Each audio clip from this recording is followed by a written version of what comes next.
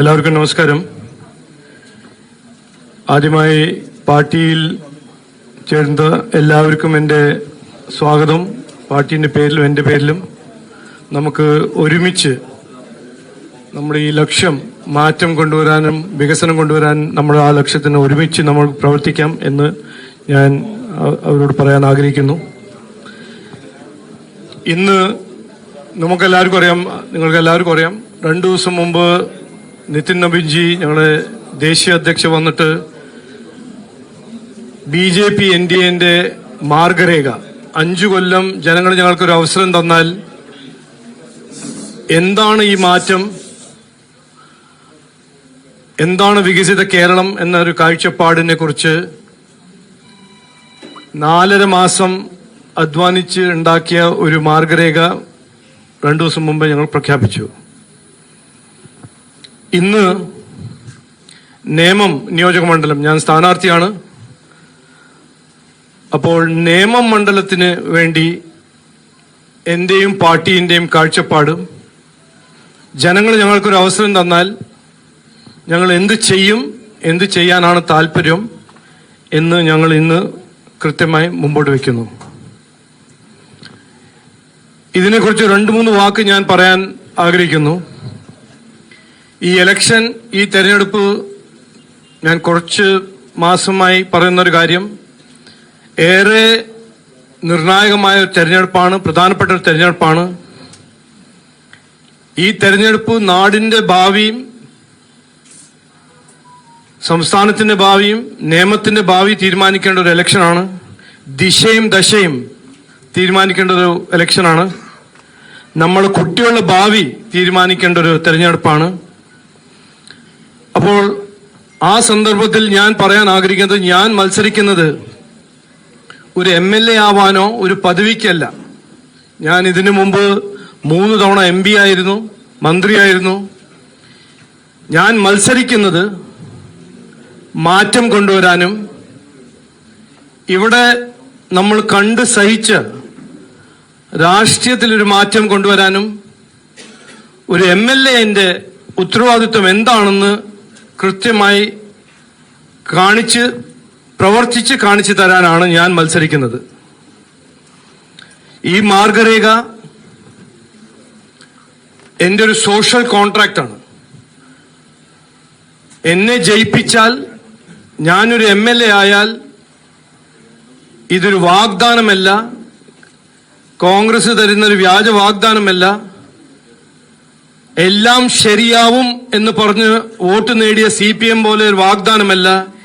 ഇത് എന്റെ ഉറപ്പാണ്, ഇത് എന്റെ ഒരു ഗ്യാരണ്ടിയാണ്, ഇത് എന്റെ ഒരു വാഗ്ദാനം മാത്രമല്ല, എന്റെ ഒരു കാഴ്ചപ്പാടും വാശിയുമാണ്. ഞാൻ ഒരു MLA സ്ഥാനം കാണുന്നത്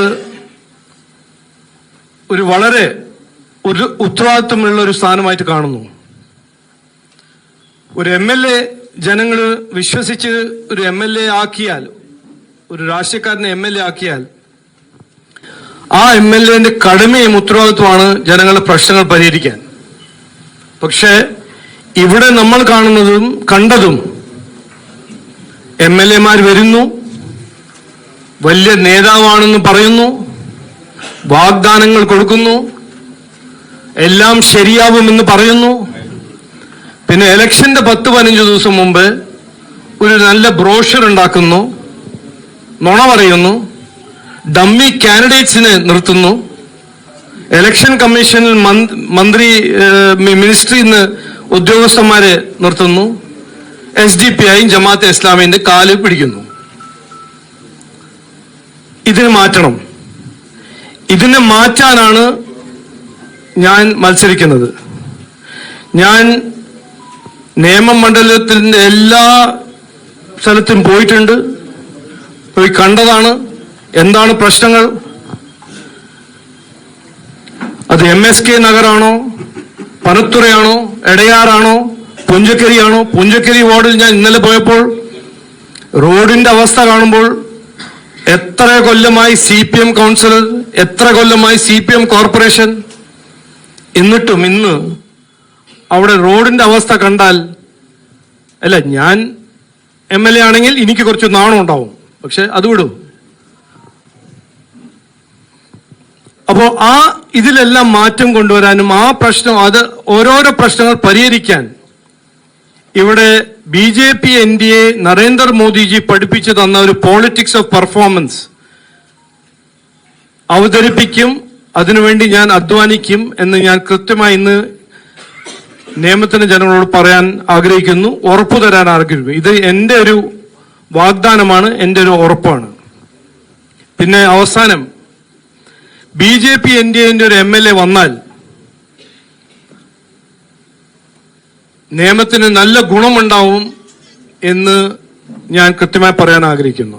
കോർപ്പറേഷൻ ഭരിക്കുന്നത് BJP ആണ്, mayor BJP, deputy mayor BJP.